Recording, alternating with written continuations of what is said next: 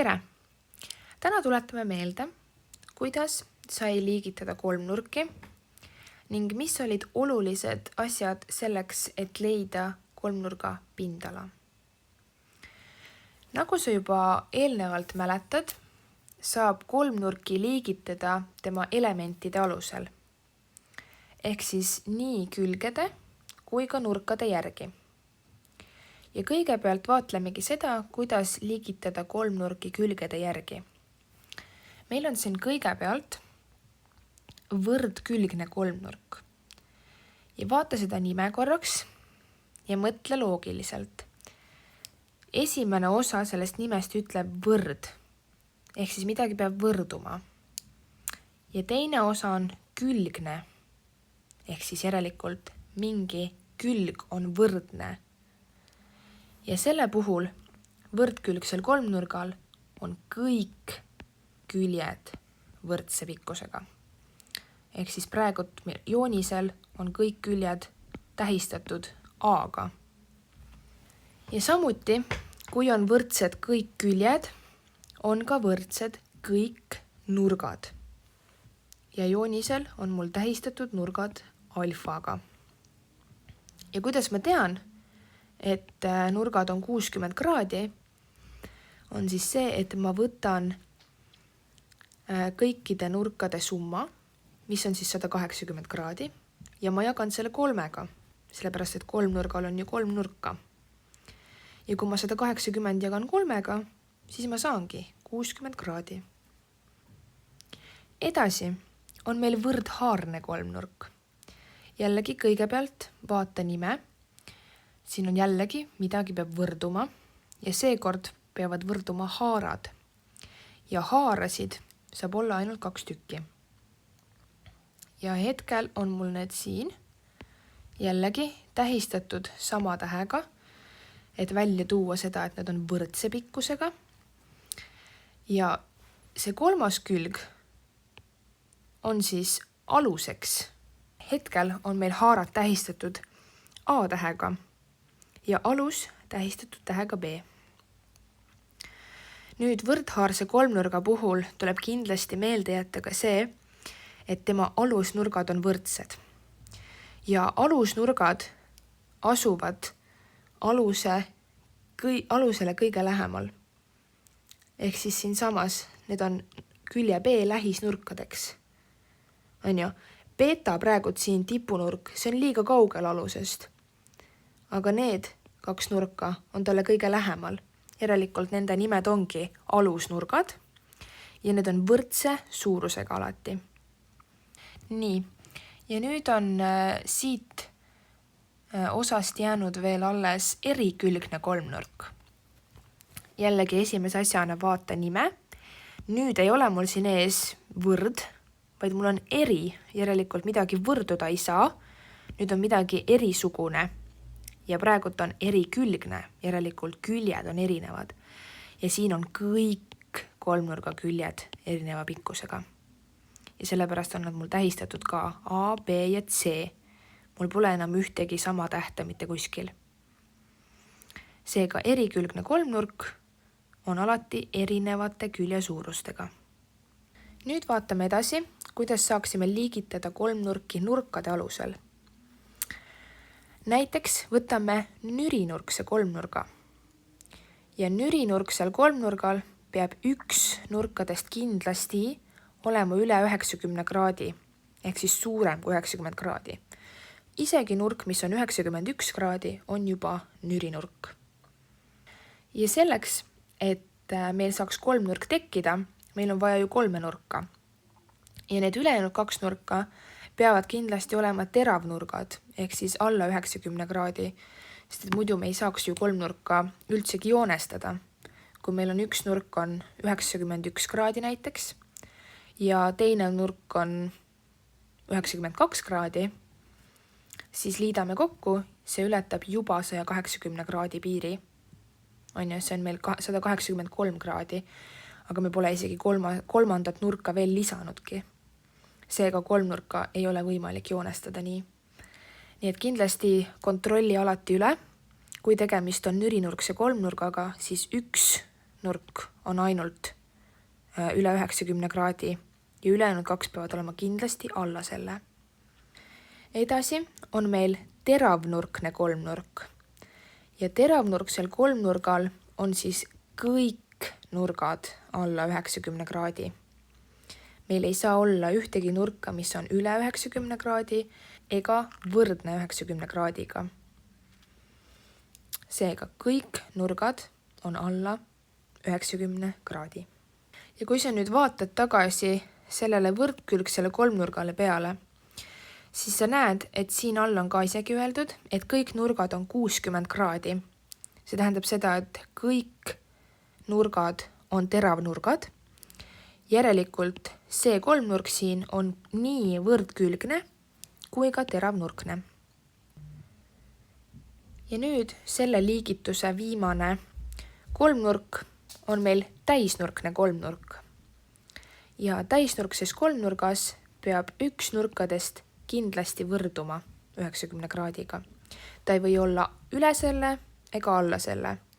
Ta peab olema täpselt 90 kraadi.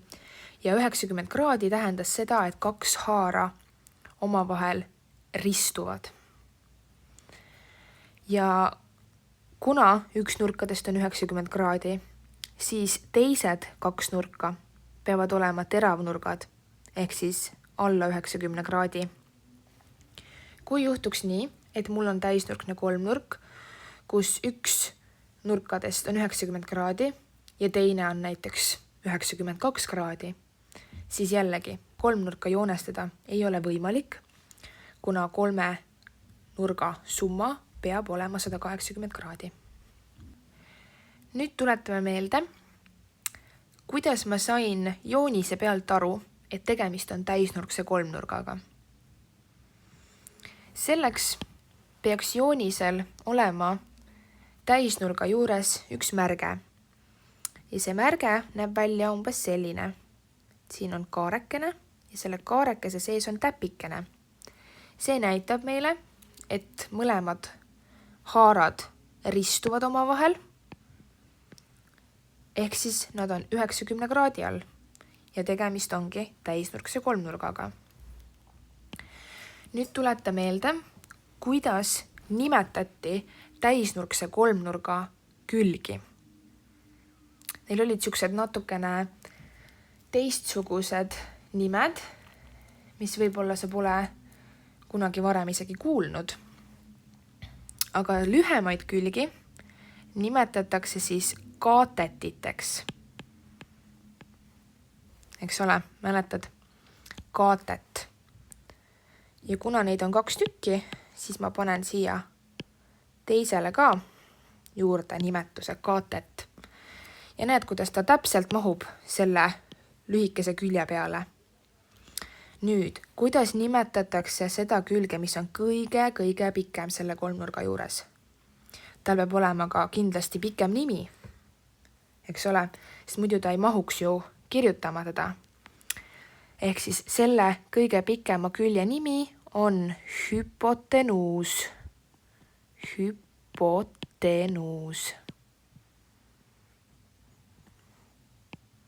Näed, ja ta täpselt mahtus ära mulle sinna kirjutada. Seega äkki sul on lihtsam meelde jätta, et täisnurkse kolmnurga 2 lühema külje nimetuseks on kaatet, siuke lühem nimi, ja pikema külje nimetus on hüpotenuus.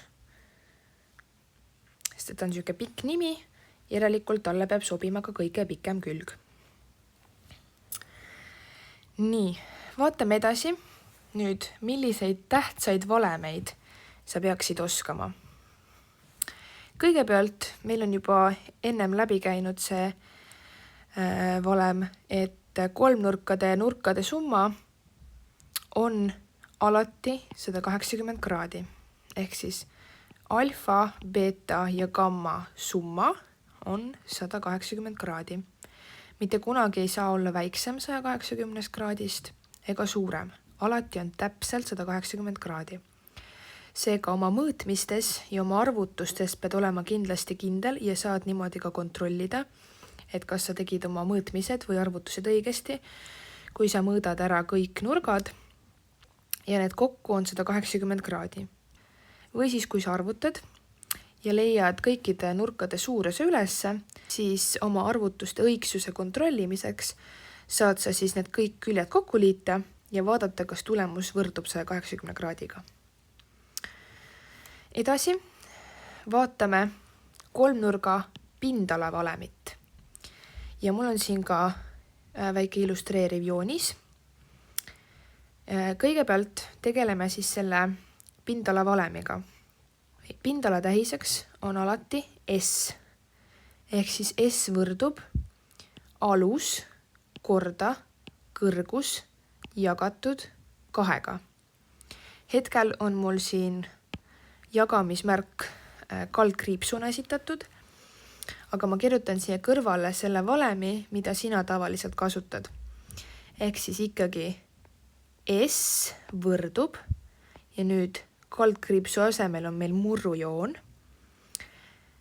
alus korda kõrgus läheb lugejasse ja jagatud 2 läheb nimetajasse.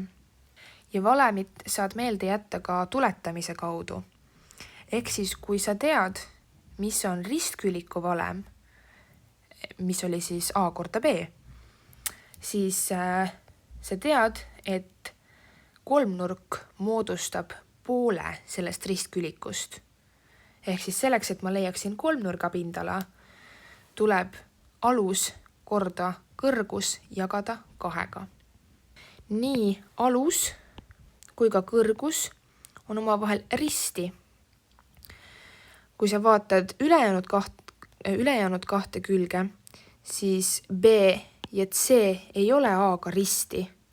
Eks ole, risti tähendab 90 kraadi all ja kui sa vaatad, siis mitte kumbki, ei B ega C ei ole A-ga risti, ainult H on A-ga risti. See tähendab seda, et kas sa pead siis mõnes ülesandes oskama kõrgust arvutada või siis saad sa joonise pealt ise mõõta selle kõrguse ja siis asendada selle valemisse. Liigume edasi protsentülesandega ja siin on meil antud andmed, et kolmnurga alus on 6 cm ja haar moodustab alusest 125%. See praegu siin on osa leidmine tervikust. Ehk siis ma leian 125% arvust 6. Ja selleks, et ma seda leida saaksin, pean ma kõigepealt protsendimärgist siin lahti saama. Ja nagu sa mäletad, siis protsendimärk, kui sa selle nii-öelda lahti kirjutad, siis ta näeb välja nagu 100. Ehk siis sul on siin 1 ja 2 nulli. Ehk siis protsendimärgist lahti saamiseks ma nüüd jagan 125, jagan 100-ga ja kuna koma on hetkel siin 5 taga ja 100-l on 2 nulli, siis koma hüppab 1, 2 kohta edasi ja maandub siia 1 ja 2 vahele. Seega temast saab nüüd 1,25. Ja see ei ole veel lõppvastus. Selleks, et ma leiaksin lõppvastuse, pean ma selle 1,25 ehk siis selle uue arvu, mis ma just arvutasin, pean ma korrutama tervikuga ja tervik on meil praegu 6 cm. Järelikult ma pean korrutama 1,25 6-ga ja saan, et see on 7,5 cm. Ja kontrollida saan ma loogika põhjal, kuna ma tean, et 100% on 6 cm, järelikult 125% peab olema kindlasti rohkem kui 6 cm. Ja kuna vastus tuli 7,5, siis kõik klapib. Vaatame ka mõnda näidet pindala arvutamisest. Esiteks on meil näide, kus alus võrdub 8 cm ja kõrgus võrdub 5 cm. Pindala valem ütleb meile, võib-olla natukene võtan selle pindala valemi siit kaasa. Ehk siis pindala valem ütleb meile, et me peame aluse korrutama kõrgusega, eks ole, 8 korda 5, mis meil on siin antud. Ja nüüd ma pean jagama selle 2-ga. Jagan 2-ga. 8 korda 5 on 40. 40 jagatud 2-ga ongi 20. Ja nüüd tuleb hästi tähele panna, kuna meil on tegemist sentimeetritega ja me arvutame pindala, siis alati ühik läheb ruutu. Seda väikest 2 seal üleval ei tohi ära unustada. Ehk siis meil on nüüd tegemist ruutsentimeetriga. Võtame sentimeeter korda sentimeeter, siis on sentimeeter ruudus. Teine näide. Siin on meil aluseks 4,5 sentimeetrit ja kõrguseks on 3,5 sentimeetrit. Nüüd ma pean korrutama jällegi 4,5 korda 3,5 ja saan vastuseks 15,75. Nii, see on meil ainult see osa siin. Aga nüüd on veel puudu see, et ma pean jagama selle 2-ga. Ehk siis kui ma 15,75 jagan 2-ga, saan vastuseks 7,875 ruutsentimeetrit. Nüüd lõpetuseks teeme 4 sellist miniharjutust. Võid videopausi peale panna ja mõelda ise alguses ja siis vaadata, kas mõttekäik ja vastused olid õiged. Aga võid ka minuga koos mõelda. Ehk siis, esiteks, meil on öeldud, et kolmnurga nurgad on 60 kraadi, 60 kraadi ja 60 kraadi. Nüüd peaks siuke tuluke põlema lööma, et kuskil sa ju nägid seda 60 kraadi. Anja. Ehk siis meil on küsitud, mis kolmnurk see on?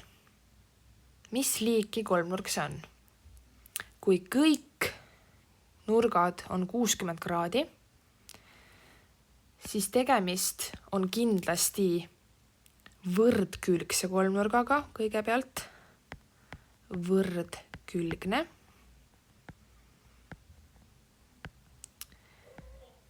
Nüüd on meil külgede järgi on liigitus paigas, aga kuna me teame ka nurga suuruseid, siis me saame ka panna nurkade järgi liigituse. Ja kuna kõik nurgad on alla 90 kraadi, siis tegemist on teravnurkse kolmnurgaga. Teravnurkne.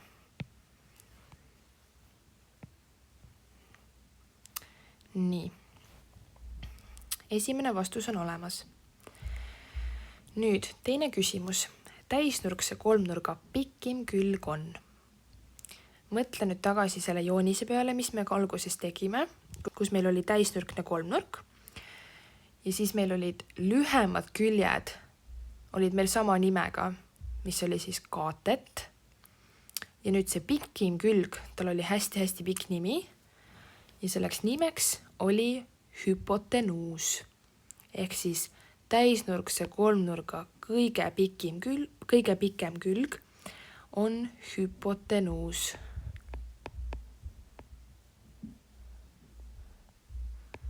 No, nii pikk, et isegi ei mahtunud sinna selle väikse lünga sisse ära. Aga ei ole hullu. Nii. Kolmandas ülesandes on vaja leida pindala, kui sul on teada alus ja kõrgus. Ja näed, siit ülevalt sa juba näed, mis oli see pindala valem. Ehk siis võid endale kohe ette ära kirjutada, et kindlasti tuleb S võrdub murrujoon ja midagi jagatud 2-ga. Nüüd, kuna sul on antud alus ja kõrgus, siis loogiliselt nad peavad siia lugejasse ka minema, eks ole, isegi valem ütleb nii. Ehk siis 10 korda 6 ja nüüd paned jälle võrduma ja sa näed, et sa saaksid 2 ja kas 10 või 6, ise saad valida, taandada oma vahel, sest et 2 jagub nii 6-ga kui ka 10-ga. Mina hetkel taandaksin ta näiteks 6-ga, võtan teise värvi. tõmban maha, 2 jagan 2-ga, mul alles jääb 1. Kui ma 6 2-ga jagan, mul jääb alles 3. Ehk siis nüüd mul on uus tehe, kus on 10 korda 3 jagatud 1-ga. Aga kuna mul 1 ei ole mõtet enam sinna murrujoone alla nimetajasse kirjutada, siis ma võin kohe kirjutada, et 10 korda 3 võrdub 30.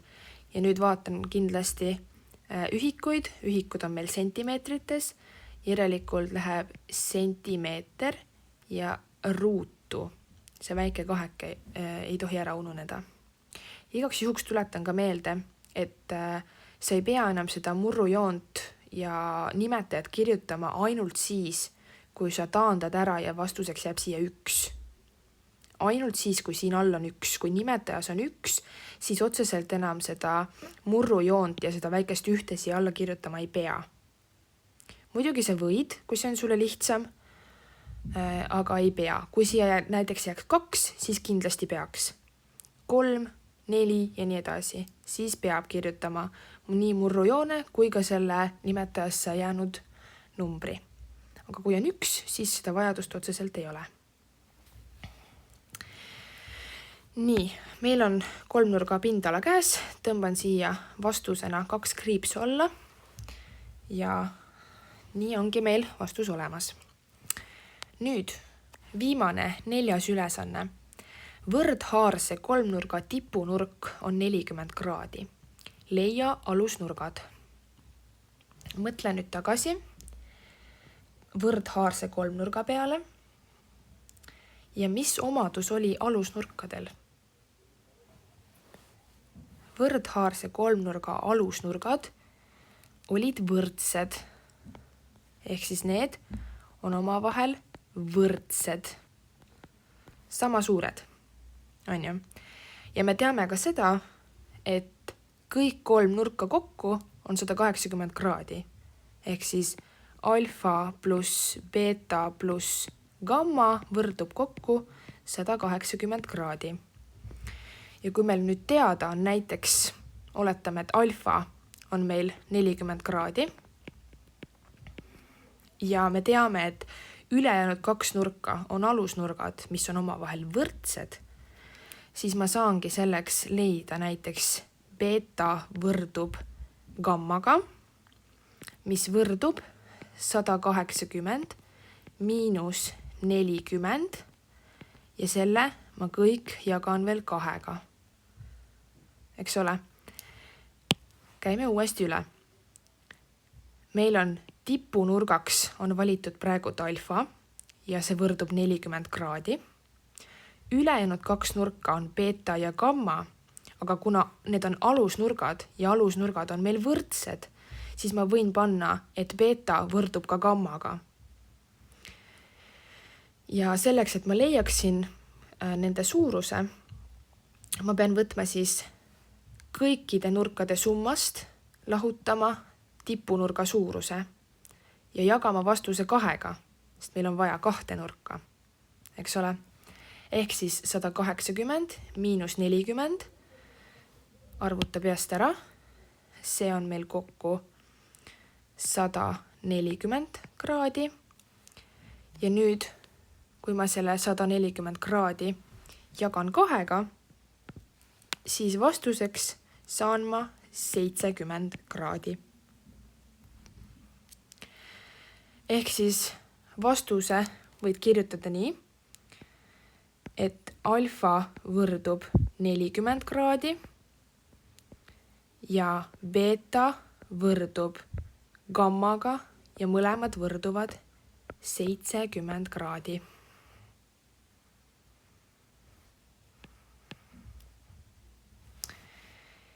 Nii, ja niimoodi saigi meie kordamisleht nii-öelda läbi. Ma loodan, et sul oli nendest ülesannetest ja sellest teooriast kasu ja sa oskad neid rakendada ka ülesannete lahendamisel. minu poolt on kõik. Aitäh!